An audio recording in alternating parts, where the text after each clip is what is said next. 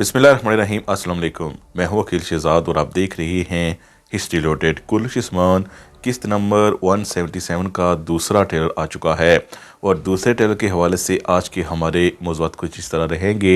उस्मान बे को मंगोल ने धोखा दिया और इसके बाद आप देख सकते हैं कि उस्मान बे को हर जगह फेरा जा रहा है, लेकिन इसके साथ साथ अच्छी बात यह है कि ओरहान बे को जो ही मंगोल मारने वाला है उस वक्त अलाउद्दीन बे पहुंच चुके हैं। अलाउद्दीन बे तो पहुंच चुके, लेकिन मंगोल ओरहान बे को क्यों मारना चाहता है? इसके साथ साथ जब इल्बाई ने कबीले पर कब्ज़ा कर लिया तो फिर इसी कबीले पर हमला मंगोल क्यों कर रहा है? बेगम खातून और बाला खातून आपस में लड़ रही हैं, वो भी उस्मान बे के लिए। इस लड़ाई का नतीजा क्या निकलेगा? पोइना ने फातिमा खातून की जान क्यों बचाई? और इसके साथ साथ हम ये भी जिक्र करेंगे कि क्या कोई पुरानी एंट्री हो सकती है, अगर नहीं तो क्या नई एंट्री मुमकिन है, यानी क्या नया किरदार आ सकता है या पुराना उस्मान बे की जान बचाने के लिए उस्मान बे इस मुसीबत से कैसे निकलेंगे आपको बताएंगे। लेकिन वीडियो शुरू करने से पहले आपसे गुजारिश है कि अगर आपने हिस्ट्री लोडेड को सब्सक्राइब नहीं किया तो ज़रूर सब्सक्राइब कर लें, जहां पर हम हर वक्त कुल्लुश उस्मान और महमूद बुस्ताख को कहते रहते हैं कि आप फलां किरदार को लाएं, आप पुराने किरदार को लाएं, आप नए किरदार को लाएं, लेकिन तारीख़ी किरदार लाएं। वहीं पर आपने देखा कि कभी भी महमूद बुस्ताख ने नाज़रीन की तवज्जो ना सिर्फ हासिल की, बल्कि एक काम भी ऐसा ना किया जिससे ये लगे कि उनके कान तक हमारी बात पहुंची। और ऐसा लगता है कि महमूद बुस्ताख ने ठान ली है कि जो आवाम और नाज़रीन कहेंगे वही वो नहीं करेंगे, यानी उसके बरअक्स करेंगे। लेकिन महमूद फातिलर के हवाले से अगर देखा जाए तो ऐसा नहीं है। हाल ही में जो किस्त गुजरी है, यानी किस्त नंबर 30, जब इसके ट्रेलर्स आए तो उस वक्त कहा गया कि ये तो कुस्तुनतुनिया की फतह दिखाई जा रही है, लेकिन डायरेक्टर और प्रोड्यूसर क्या कर रहे हैं? एक अहम वाकया जब महमूद फातिह ने खुशकी पर बहरी जाजू को चला डाला, वो क्यों ना दिखाया? तो इसके बाद किस्त आई और किस्त के बाद महमूद फातिह इंतज़ामिया और TRT ने अनाउंस किया और अपने पेजेस पर लिखा कि जो वाक़यात नाज़रीन कह रहे हैं इसके हवाले से वो बिल्कुल इस वक्त बेफिक्र रहें, क्योंकि वो वाक़या ज़रूर दिखाया जाएगा। थोड़ा सा सब्र करें, जब इसका वक्त आएगा तो वो भी दिखाया जाएगा। इससे एक बात वाज़ेह है कि महमूद फातिह की इंतज़ामिया और टीम नाज़रीन की राय की कितना एहतराम करती है, लेकिन महमूद बुस्ताख ऐसा नहीं करते।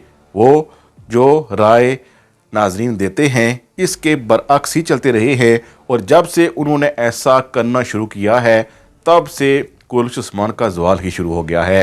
अब आते हैं ट्रेलर पर। ऐसा लगता है कि उस्मान बे को पहली दफ़ा जब मंगोल ने छोड़ा और कबीले की तरफ भेजा, और जाहिर है कबीले में सब जहर फैल चुका था, तो मंगोल आया, जहर के एवज़ उस्मान बे को न सिर्फ अपना गुलाम बनाया बल्कि इसके साथ साथ उनको वहां से लेकर चला गया और उस्मान बे से यह वादा किया कि वो कबीले वालों को कुछ नहीं कहेगा।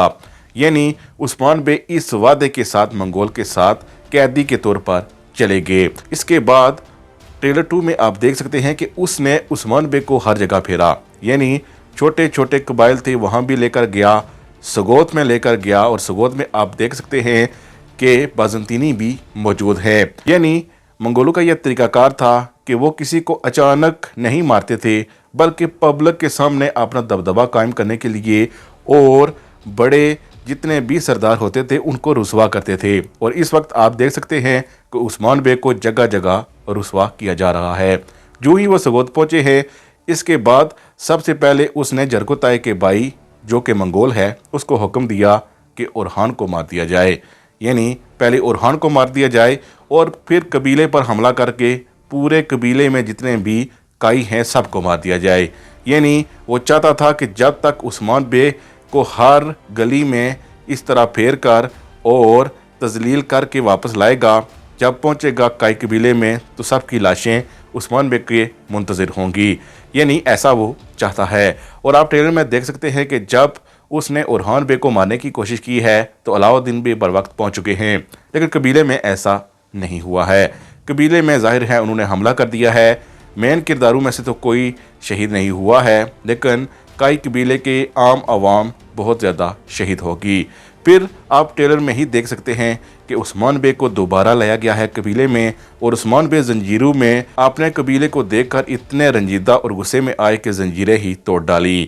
ہمیں لگتا ہے کہ علاؤالدین بے اور اورحان بے چونکہ بازیاب ہو چکے ہیں، وہ اپنی فورس کو اکٹھا کریں گے اور جتنے بھی ان کے پاس علف ہوں گے وہ اس وقت قبیلے سے باہر موجود ہوں گے جب عثمان بے زنجیریں توڑ رہے ہیں۔ گو کہ ان زنجیروں کے توڑنے سے عثمان بے آزاد تو نہیں ہو سکتے، لیکن عثمان بے کو بچانے کے لیے اب علاؤالدین اور اورحان چونکہ آزاد ہو چکا ہے تو ظاہر ہے ان کی مدد کے لیے آئیں گے۔ دوسری طرف پوئنہ نے فاطمہ کی جان بچائی۔ پوئنہ کے پاس کھڑی ہے البائی کی بیٹی بھی، اور ظاہر ہے جب فاطمہ پر حملہ ہونے والا ہے تو اسے نے پوئنہ کو کہا ہوگا کہ اس کی جان بچائے، تو اس نے بچائی ہے۔ دوسری بات یہ ہو سکتی ہے کہ چونکہ ان کے درمیان رہ کر اس کا دل نرم ہو چکا ہے اور اسے لگتا ہے کہ یہ میرے کچھ لگتے ہیں، اسی لیے اس نے فاطمہ کی جان بچائی ہے منگولوں سے۔ دوسری طرف جہاں عثمان بے اتنی بڑی مصیبتوں میں پھنس چکے ہیں، وہیں پر بالا خاتون اور بیگم خاتون عثمان بے کے حوالے سے لڑ رہی ہیں۔ ایک تو ان کی بیوی ہے اور دوسری ان سے عشق کر بیٹھی ہے، اور اسی کے چلتے جب بالا خاتون بیگم خاتون کو کہہ رہی ہے قبیلے سے جانے کے لیے، وہ انکاری ہے کیونکہ عثمان بے نے اسے یہاں بلایا ہے۔ دوسری طرف چونکہ منگولوں کا دبدبہ تو ہے، عثمان بے جو ہی اپنے پاؤں پر کھڑے ہوں گے، یعنی فورس کے ساتھ کھڑے ہوں گے، تو آنے والا منگول یعنی ماں سوائے جرگوتائی کے بھائی کے بڑے منگول کے حوالے سے ہمیں لگتا ہے کہ اچانک اس کی موت ہوگی، اور وہ بھی عثمان بے کے ہاتھوں ہوگی، گو کہ یہ اگلی قسط میں تو نہیں ہوگا۔ دوسری طرف کیا کسی کی انٹری ہو سکتی ہے یا پھر کوئی کیا نیا کردار آ سکتا ہے؟ نئے کردار کے حوالے سے تو ہم کچھ نہیں کہہ سکتے، پرانی انٹری میں ابھی تک ہمیں کوئی خبر نہیں ہے، یعنی ترگت، میخائیل اور اس کے ساتھ ساتھ کونور کا تو سوال ہی پیدا نہیں ہوتا، اور ملر خاتون کے حوالے سے بھی خبریں گردش کر رہی ہیں، ان کی بھی انٹری ناممکن لگتی ہے۔ اس کے ساتھ ساتھ یہ بھی کہا جا رہا ہے کہ سنجک سزیلر میں سے کوئی واپس آ سکتا ہے۔ اب یہ ایک افواہ ہے، لیکن ابھی کے لیے ہمیں لگتا ہے کہ سنجک سزیلر بھی واپس نہیں آ رہے ہیں، یہ آفیشیل نہیں ہے، یہ صرف افواہیں ہیں۔ ابھی کے لیے زیادہ امکان اسی بات کے ہمیں لگتے ہیں کہ عثمان بے کو اورحان اور علاؤالدین بے ہی یہاں آ کر بچائیں گے، کیونکہ وہ اب آزاد ہو چکے ہیں۔ دوسری طرف کولش عثمان میں بہت سے کردار ہیں جن کو دیکھنے سے ایسا لگتا ہے کہ کولش عثمان سکڑ چکا ہے، یعنی منگول تو آئے ہیں، کردار بہت سے ہیں، لیکن کہانی بہت سکڑی ہوئی ہے، قبیلے اور سگوت کی حد تک اور منگولت کی حد تک جا چکی ہے، یعنی کہانی پھیلی پھیلی لگتی نہیں ہے۔ ایسا لگتا ہے کہ یہ کوئی بڑا یا بڑی سیریز نہیں ہے بلکہ ایک چھوٹی سی سیریز ہے۔ ظاہر ہے اس کی سب سے بڑی وجہ یہی ہے کہ ایک ہی سیٹ پر کام ہو رہا ہے، پرسا دکھایا نہیں جا رہا، اور اس کے ساتھ ساتھ بہت سے ایسے واقعات جو تاریخی ہیں وہ دکھائی نہیں جا رہے، اور کہانی کا پلاٹ ہی ایسا ہے کہ ایسا لگتا ہے کہ اتنی بڑی کہانی اسی وقت دکھائی نہیں جاتی ہے۔ یہ ہے کہ محمد بوزدار نے ڈنگ ٹپاؤ پالیسی اختیار کی ہوئی ہے، اور خبریں گردش کر رہی ہیں کہ 7واں سیزن بھی لائیں گے، تو ظاہر ہے برسا کا اگر 7واں سیزن ہوا تو برسا کا سوال تو پیدا ہوتا ہی نہیں ہے۔ اس لیے ہم کہہ سکتے ہیں کہ اگر 7واں سیزن آیا تو برسا کی تیاریاں اب بھول ہی جائیں۔ ابھی کے لیے محمد بوزدار کولش عثمان میں آپ کا وقت ضائع ہی کریں گے۔